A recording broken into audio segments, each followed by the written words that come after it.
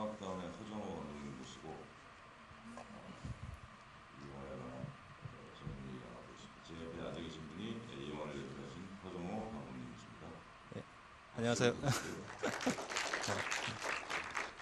안녕하세요. 카운트다운을 감독한 허정호입니다. 오늘 좋은 시간 마련해 주셔서 감사합니다. 이 영화가 작년 8월, 9월이었나? 8월에 개봉했나요? 아니요, 9월 29일 날 개봉했어요. 9월 29일 날 개봉해가지고 굉장히 화제를 끌었죠? 아는 사람들만. 네, 저는 영화 보고 제일 궁금했던 게 이 감독님 시나리오 쓰셨잖아요. 예. 이 시나리오가 원한 그대로 된 건지 아니면 여러 가지 버전을 달리가 박신 것들이 이렇게 나온 건지 그게 좀 궁금해요. 원한 그대로고요. 찍다가 편집한 것도 없어요. 애초에 최초의 책상이 그러면 이런 스타일의 예, 스토리 안에 가진 영화였습니다. 예, 이게 그 당시에 그 화제를 끌었던 관객들 사이에서 무슨 얘기가 나왔었냐면 전반부는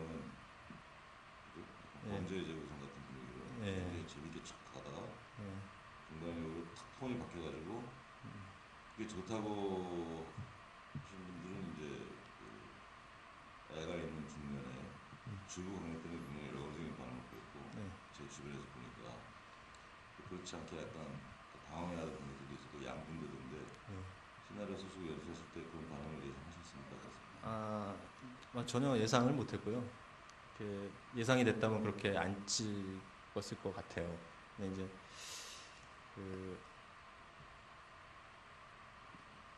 뭐라고 해야 되나? 사실은 그 엔딩 부분이 원래 최초의 원안이었거든요. 태건호와 아들의 어떤 부성을 회복하는 그 얘기가 기본이었고, 그 회복하는 과정까지가 가는 거는 이제 그 다음 이야기를 채권 추심원이라는 원래 아이디어와 부성을 회복하는 얘기는 원안이었고, 그 다음에 나머지 중간 부분이 이제 그 과정을 찾아가는 건데, 이제 재밌게 하려고 이제 좀 더 장르 영화 스타일로 간 거죠. 두 부모의 아빠와 엄마의 그 갱생 스토리이기도 하잖아요. 예. 자식. 예. 그래서 이제 그 기억도 찾고 뒤늦게 부성을 발휘하고 그 차화에는 또 자기 딸을 데리고 그런 스토리인데 그 결정적으로 이 녹음기 이게 굉장히 중요한 거의 등장 인물만큼 중요한 역할을 하는데 이 아이들은 어떻게 이 질문 제가 많은 질문을 받은 것 중에 처음인데 처음 얘기하는 것 같아요. 그러니까 처음에 제목이 마이선이었어요. 그래서 아들에 관한 영화를 만들겠다. 그래서 죽은 아들과 소통하는 방법이 뭐가 있을까 하다가 우연히 오예겐자부로의 소설에 그 담뽀뽀라는 영화를 만들었던 이터미 주조라는 감독이 자기의 처남인가 하여튼 그래요. 정확하게는 기억이 안 나요. 하여튼 친척이에요. 그래서 그 이타미 주조가 죽고 나서 이타미 주조가 그러니까 우연히 유품 중에 테이프가 있었어요. 그래서 그 테이프를 계속 이타미 주조가 무슨 생각으로 자살을 왜 했을까? 왜 자살을 했을까에 대해서 끊임없이 생각을 하다가 그 테이프를 들어요. 그러면서 그 테이프에서 자기의 생각, 그 다음에 자기의 스캔들에 대한 얘기도 하고. 근데 이제 그 소설에 중간중간에 이렇게 어떤 브링크가 있었는데 그 브링크에 대한 대답을 내가 해주고 싶었다라는 어떤 소설 문구가 있었어요. 그러다가 실제로 하진 않았지만, 근데 제가 이제 그 책을 보고 이거는 그러면 대답을 해주면 되겠다.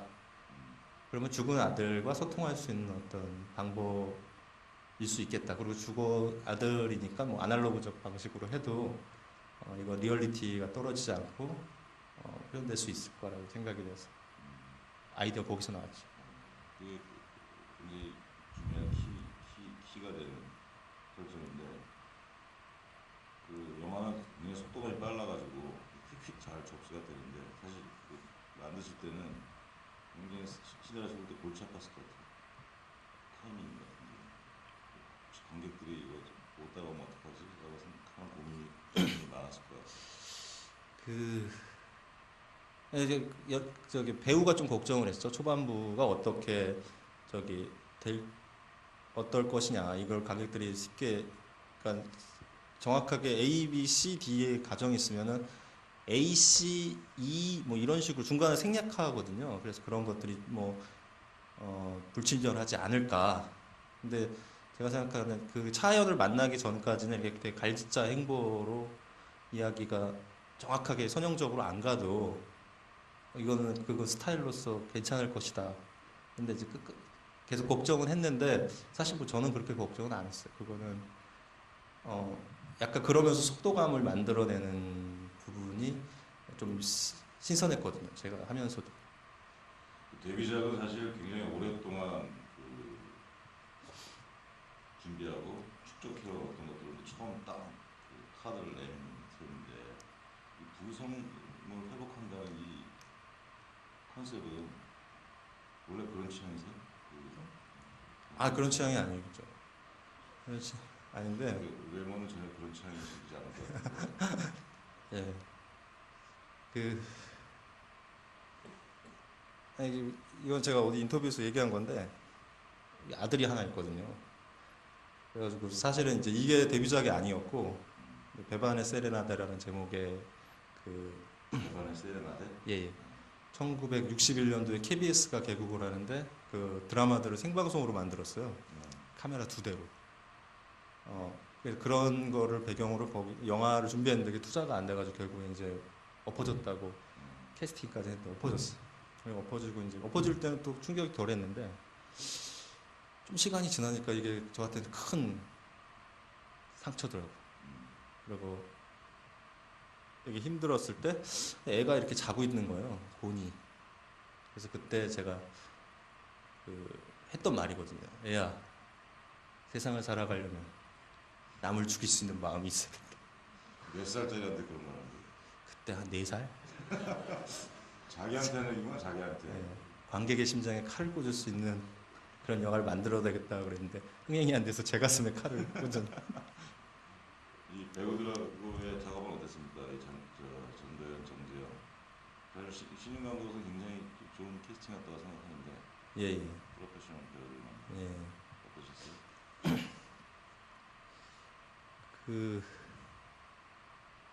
조 감독 할 때도 이제 어떤 배우들을 이렇게 만났는데 사실은 이제 조 감독 할 때 되게 많이 깨달았던 거는 영화에서 제일 중요한 건 배우와 감독의 신뢰와 그다음에 의사소통, 그다음 같은 목표로 가고 있다는 어떤 그런 것들이 되게 중요하거든요.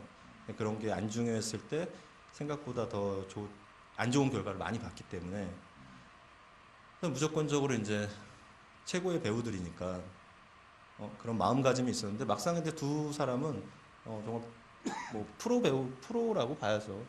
뭐 작품에 임해서 이런 자세라든지 뭐 태도라든지 뭐 이런 것들은 뭐 제가 굳이 뭐 디렉팅이라는 게 필요가 없이 그리고 이미 자기가 그렇게 준비가 돼 있으니까 그런 점에서 정말 거저먹었다 할 수 있을 정도로. 유민역의 그 배우는 예. 어떤 저희 캐스팅을 했어요. 그래서 정말 그 다운 증후군 친구 중에 캐스팅을 해야 되겠다 마음을 먹어서 그러니까 두 주인공 캐스팅하고 가장 먼저 캐스팅을 한 친구였어요. 그래서 이제 사실 저기 있는 거의 한 9개월을 연습을 시킨 것 같아요. 예. 원래는 그 전에 기왕에 다른 영화에 출연 적이 없었고. 예, 처음으로. 예. 사실 굉장히 예민한 소재잖아요. 예. 그리고 아슬아슬 넘어들잖아요. 예. 태권호가 예. 나가서 죽어버려고 예. 시가 돼가지고 예. 이게 감독으로서 그런 고민이 있었을 것 같아요. 사실 영화에서 죽음이라는 게 굉장히 일상적이긴 하지만 실제 삶에서도 영화에서도 보통 그 주인공들의 죽음이 도구가 되는 경우가 있지 않습니까? 네. 멜로드라마 같은 경우는 갑자기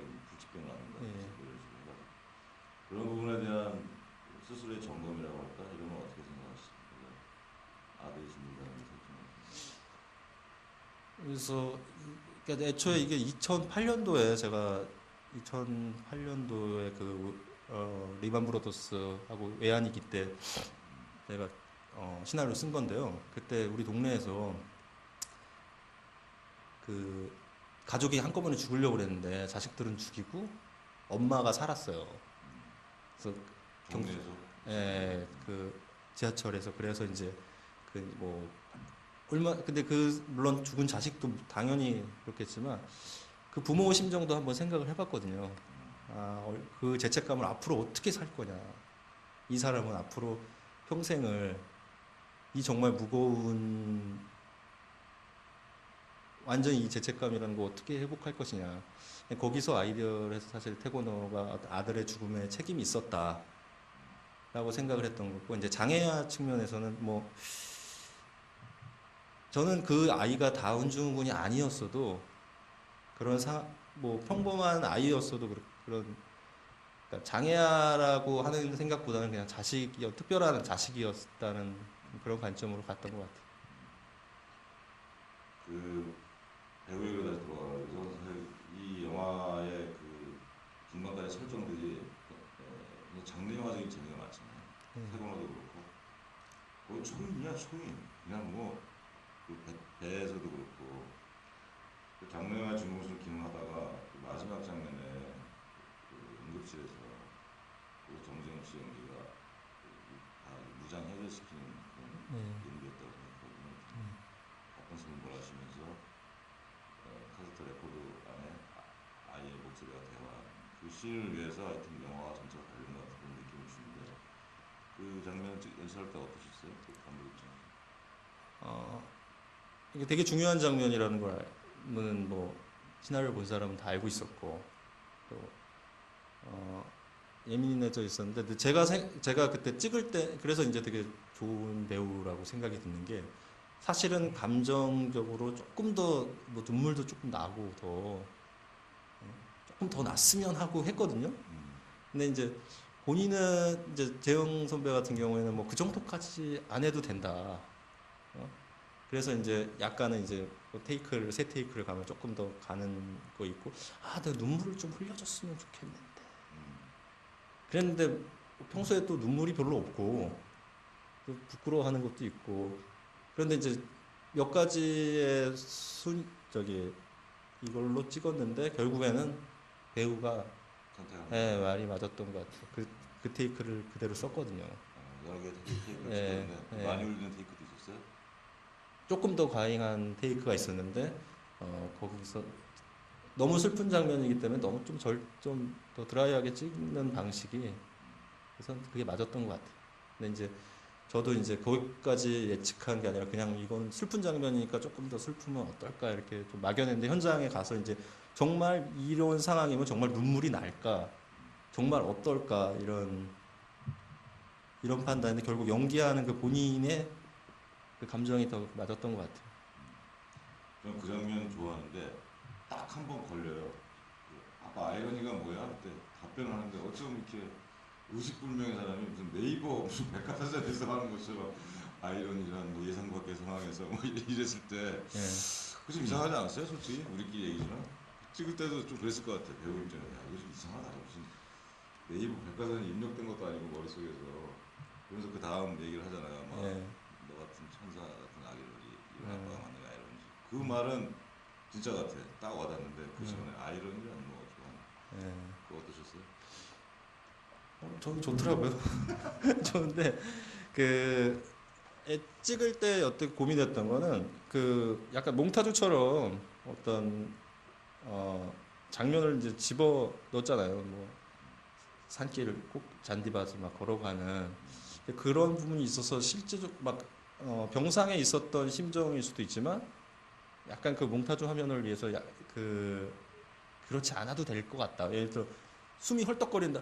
아이러니란 이렇게 그래서 그것도 고민을 많이 했어요. 그렇게 연기를 할 것이냐 아니면 아이러니란 어쩌고 되게 근데 선택을 관객이 못 알아들을 것도 있고 그 다음에 다른 몽타주 화면을 사용할 거기 때문에 그렇게 뭐 숨을 너무 헐떡거리면서 그걸 하지 말자고 이제 결정을 한 거죠. 전도연 씨는 사실 어떤 역할을 맡아도 자기 분위기가 나는 그런 캐릭터잖아요. 그게 이제 매력이고 그 기운도 굉장히 좋아 보이고. 전도연 씨의 이 연기 중에서 제일 좋았던 점은 뭡니까? 감독 입장에서. 혹은 안 했던 점은 뭡니까? 이발소 찍을 때가 좋았고, 이때가 좀 이뻐 보였던 것 같고, 또 재미없는 거는 이제 몽타주 장면 같은 거 찍을 때가 좀 재미가 없거든요. 왜냐면 뭐 그거는 배우랑 어떤 얘기를 하고 우리 드라마에서 이런 게 아니라 그냥 뭐 피사체로 거기서부터 여기까지 걸어오면 되고, 이거는 뭐 사기꾼이니까 너무 이제 단순한 장면들이니까 그런 거 찍을 때는 그냥 예쁘게 찍으면 되고 뭐 앵글 신경 쓰고 하는데, 그런 거 찍을 때 좀 재미가 없고 좀 그렇고. 이발사 장면은 왜 좋으셨어요? 사기꾼, 귀여운 어떤 사기꾼 느낌도 나고 좀 유머스러운 부분도 있고, 예, 그래서 기대한 것보다 훨씬 더 좋았던. 왜냐하면 유머러스하기까지 그렇게 바라지 않았거든요. 그냥 가방을 다시 한번 훔쳐가지고 왔는데 다시 막 던진다든지 뭐 그럴 때 의외로 막 되게 재밌고, 그건 단순히 왔다 간 거라고 생각을 했는데 그 시나리오보다 훨씬 더 재밌게 지켜가지고 기분이 좋았어요. 제가 질문 하나만 하고 여러분이 기회를 드릴 테니까 질문 있으면 생각해 주세요. 남녀 주인공 말고도 이 영화에 나온 배우들이 다 일정 수준 이상의 좋은 연기를 보였는데, 특히 그 이경영 씨는 최근에 이제 본격적으로 이제 영화들을 많이 나왔는데 자체가 다 연기가 좋은 것 같아요. 네. 이경영이라는 배우에 대해서 어떻게 생각하십니까? 그 제가 조감독 할 때 이제 처음으로 올해 한 10년 정도 쉬다가 이제 복귀를 하셨던 걸로 인연이 돼가지고 만났고, 이제 지금 이제 같이 하고 봤는데, 그래도 얼마 전에도 물어봤는데 10년이라는 세월, 그러니까 공백이 있었는데 그 공백 동안 그 공백 때문에 연기가 못 따라가, 흐름에 못 따라가지고 되게 떨어지는 경우가 있는데, 제가 보기에는 그 공백기가 더 풍성해지게 돌아왔던 배우라고 생각이 들거든요. 그리고 카메라가 딱 잡았을, 그러니까 실제 보는 것보다 정말 카메라 앞에서의 모습이 훨씬 멋있고, 그 다음에 두 번째는 감독들이 사랑하는 배우거든요. 어떤 현장에서의 어떤 위치라든지 태도, 영화 작업하는 어떤 진지함, 성실성, 뭐 등등해서 되게 이제 감독들이 좋아하니까 더 이제 그 역할들이 더 좋아지고 더 애정을 갖게 되고, 뭐 이런 것도 요인일 수 있을 것 같아요. 제가 궁금한 거는 그 빠따를 치는 장면 있지 않습니까? 예. 그 이제 뭐 차관이 잡아와 그다음에 네. 이제 볼펜들이 쏟아졌잖아요.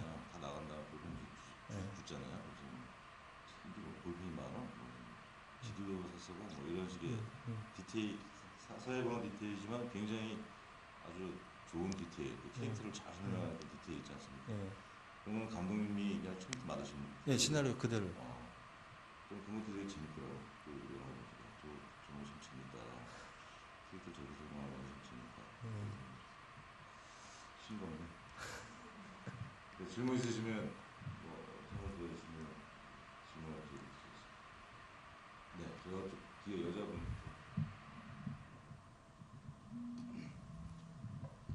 저는 질문 한 두세 가지인데 이거 합쳐서 듣고 답변해 주시면 될 것 같아요. 처음에 그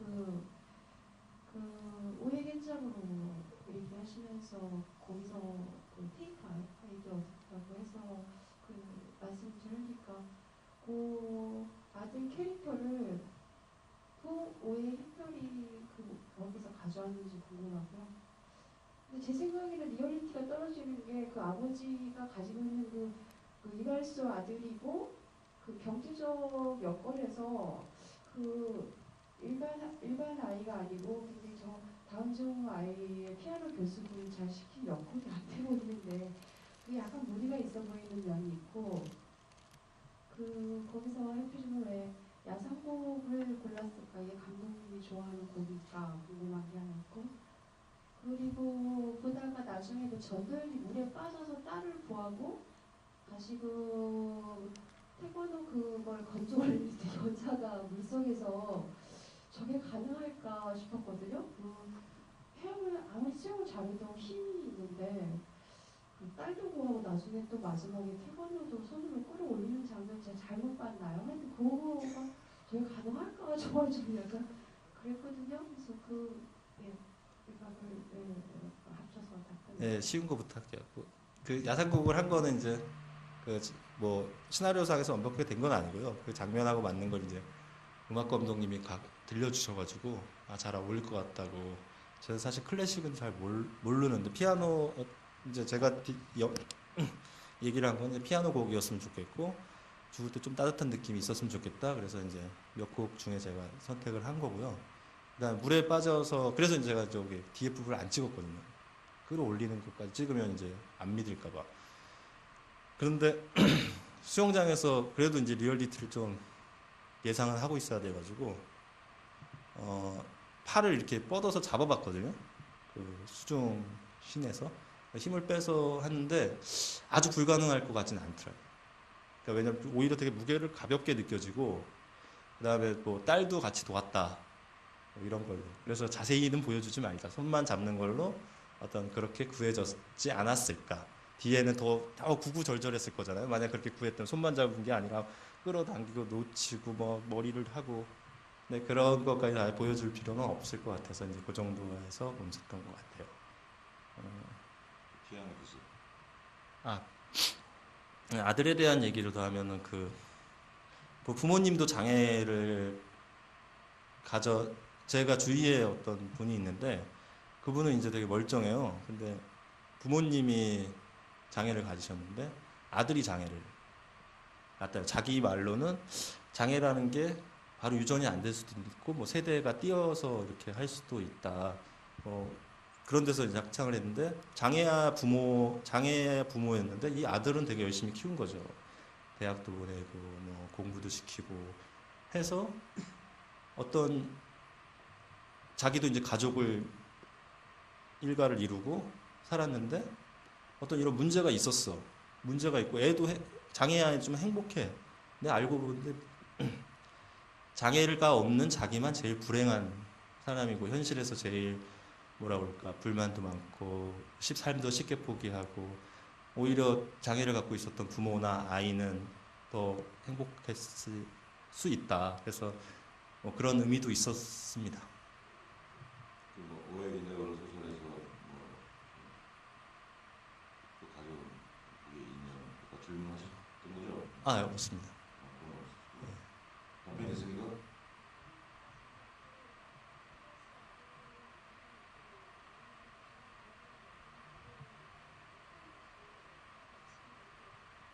피아노를 천재로 잘. 아, 예. 아니 예전에는 잘 살았는데요. 엄마랑 같이 살고 이렇게 잘 살다가 제가 이제 뭐 소품으로 거기서 골프 뭐 용품도 있었는데 그런 용품을 이제 또 뭐 용품을 수입했는데 그게 사업이 안 돼서 부인은 집을 나가고 아들을 혼자 맡게 된. 그리고 엄마가 있었을 때는 잘 교육이 된 그런 거였습니다. 네, 납득이 되셨나요? 네. 아까 또 여자분 앞에 갖다 주십시오.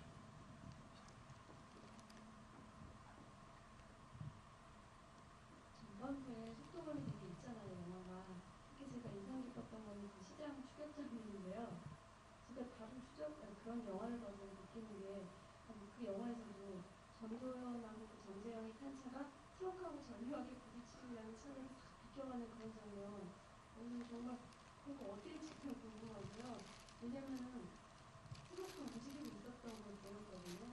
어떻게 그렇게 안 부딪히게 그 순간 왜냐면 보통 다른 데 보면 뭐 카메라만 이렇게 해서 막 오는 것처럼 보여서 이렇게 약간 눈속임을 해서 찍는 경우도 보여서 좀 긴장감이 떨어지는데 이 영화에서는 정말 딱 부딪힐 것처럼 하면서 딱 사라지고 그리고 또 그 시장 통해서 그 사람들 통제하면서 찍는 게 쉽지 않으셨을 것 같은데 왜냐면 사고 나기 쉬울 것 같거든요. 그 복잡한 데서 그런 거 어떻게 찍는지 되게 궁금하고요. 그리고 그중에서 태건우가 제가 보기에는 삶의 의욕이 없는 인물 초반부에서 보이는데 왜 이렇게 힘든 과정을 다 겪으면서 그렇게 살려고 하는 건지 그게 좀 궁금하거든요. 왜냐면 또 특검대 아들 사연까지 나오니까 더더욱 이 사람의 또 삶의 애착이 그렇게 크지 않을 것 같은데 이렇게 엄청난 일을 꾸면서까지 하려고 했을 것 같아요. 좀 궁금합니다. 아, 저런 질문이 안 나오기를 바라고 있었는데 어쩔 수 없이 나와서 그 사실은 이제 그런 질문 시나리오 단계에서 알고 있었어요. 그래서 왜 살아야 되나. 그래서 이유도 어느 씬의 하나를 만들어놨어. 그걸 찍을까 말까. 그래서 배우랑 왜 사는 이유가 있어야 된다. 그런데 이제 제가 찍기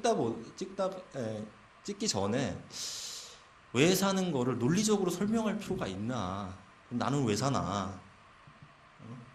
내가 만약에 사람이 그런 거는 배우가 어떤 그 연기나 어떤 느낌으로서 표현되면 논리적으로 설명되기엔 너무 이렇게 뭐 낯간지럽다고나 할까? 만약에 그러면 돈을 많이 벌고 그 다음 씬에 좀 큰 집을 계약한다든지 아니면 뭐 앞으로는 또 가족 좋은 여자 만나서 잘 살아야지 뭐 이런 어떤 논리가 꼭 필요할까? 삶을 사는데 그래서 이런 게 없어도 정재영이 알아서 잘 표현해 줄 거라는 믿음에 했는데 사실 그런 영화를 보고 나서 그렇게 느끼셨다면 이제 뭔가 부족한 게 있는 것 같아요. 그래서 그 부분은 대답하기에 좀 자신이 없네요. 시장통 추적신. 네. 정말 굉장히 잘 찍은 카치라는 생각이 저도 듭니다. 아니 찍지 말자고 그러더라고요. 제작자가. 예, 예산도 좀 이제 책정이 좀 덜 돼 있었고 우리 영화 어차피 좀 심판데 그런 부분은 그래서 그냥 가볍게 찍으려고 생각을 했는데 카메라를 좀 작은 걸 썼어요. 그 좀 오디마크라는 어떤 되게 조그만 카메라를 써가지고 카메라 한 12대로 그냥 카메라 다 붙여놓고 또 그렇게 할 수 있었던 거는 배우들의 공이 컸던 것 같거든요. 왜냐하면 그런 장면들에서 영화 보시면 잘 아시다시피 배우는 차에서 있고 배경을 CG로 하는 경우가 많거든요. 왜냐하면 배우가 직접 그렇게 하면 위험한 게 많기 때문에 그래서 이제 한국 영화에서도 많이 이제 그 부분을 CG로 처리를 해요.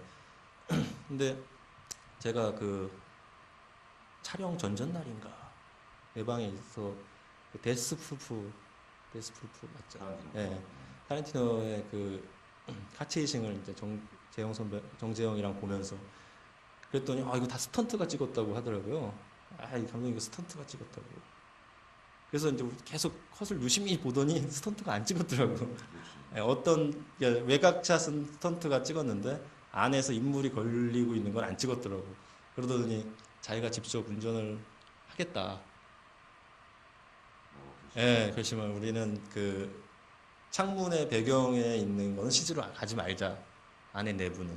그래서 배우들 덕이 컸던 것 같아요. 어떤 기술적인 거야 뭐 무술 감독님의 컸지만 진짜 차량이 부딪히고 하는 것들도 이제 속도를 좀 적게 한 건 있어요. 적게 하고 이걸 속도감 있게 표현한 건 있는데 배우들이 실제 안에서 이제 그 스와이랑 같이 이렇게 대하면 서로 욕하는 장면들도 있잖아요. 막 그것도 이제 실제로 부딪혀 가면서 그 배우의 덕이 컸다고 봅니다. 그런 장면들.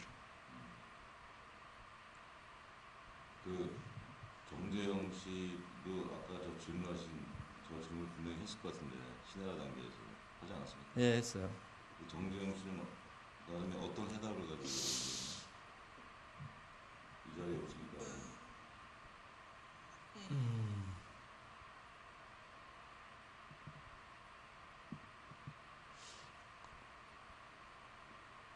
정확히 기억이 잘 안 나요. 감독님만 믿고 가겠습니다 그러지 않았을까요? 아니. 저 되게 고민을 많이 했는데 근데 빼고 가기로 했는데 중간에서 이제 그런 얘기는 했거든요. 없어도 안 찍는 게 잘한 것 같다. 꼭 그렇게까지 한 인물이 사는 거에 무슨 이유가 있겠냐. 뭐 그 정도로. 알겠습니다. 다른 분 질문 있으신가요? 손을 들어주십시오. 네, 남자분.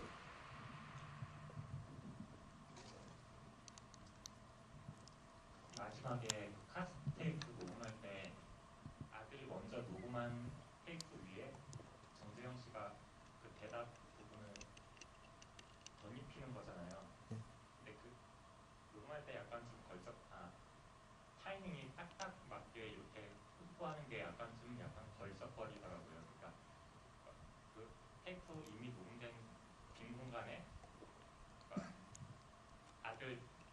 지워지지 않으려면 그 길에 맞게 대답을 해줘야 되는데 이게 딱딱 맞게 되니까 약간 이게 약간 좀 리얼리티가 약간 좀 어긋나는 것 같아서 그 부분에 대해서 좀 이 리얼리티가 떨어지는 건 맞고요. 그렇게 불가능하죠. 사실 그걸 어떻게 딱딱 맞춰가지고 할 수 없었을 거라고 생각이 들고 그런데 그 장면의 의미는 그 아이들이 많은 질문을 던지거든요.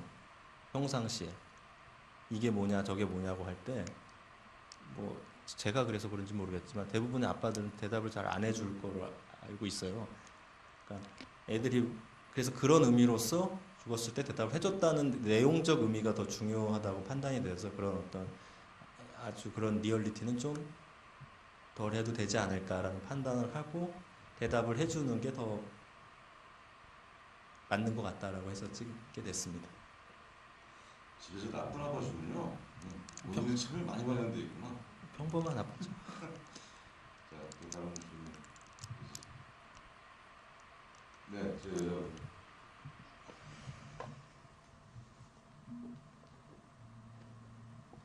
그 제목을 원제가 다른 뭐 선 아들하고 관련된 그런 제목이었다고 하셨는데 제 잘못 들었나요? 그 제목을 카운트다운으로 굳이 변경을 하신 이유가 있는지. 저는 이제 그 작가, 전 마이선이었고요. 처음에 제목은. 그다음에 근데 뭐 제목을 바꿔야 되겠다고 했는데 제가 보기에는 이제 투자배급사에서는 그 이왕이면은 이제 액션 장면을 조금 액션이나 장르 영화적 장면들이 더 만들어 갈 것 같으니까 액션 관객도 잡고 좀 눈물을 기대했던 관객도 잡아서 두 마리의 토끼를 잡자 이런 판단으로 이제 카운트다운을 했는데 결국 이제 두 마리 다 못 잡은 그런 결과가 됐죠. 이 영화의 본질적인 함정이죠.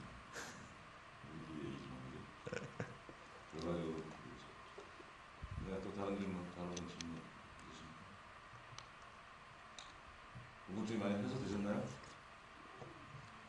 네.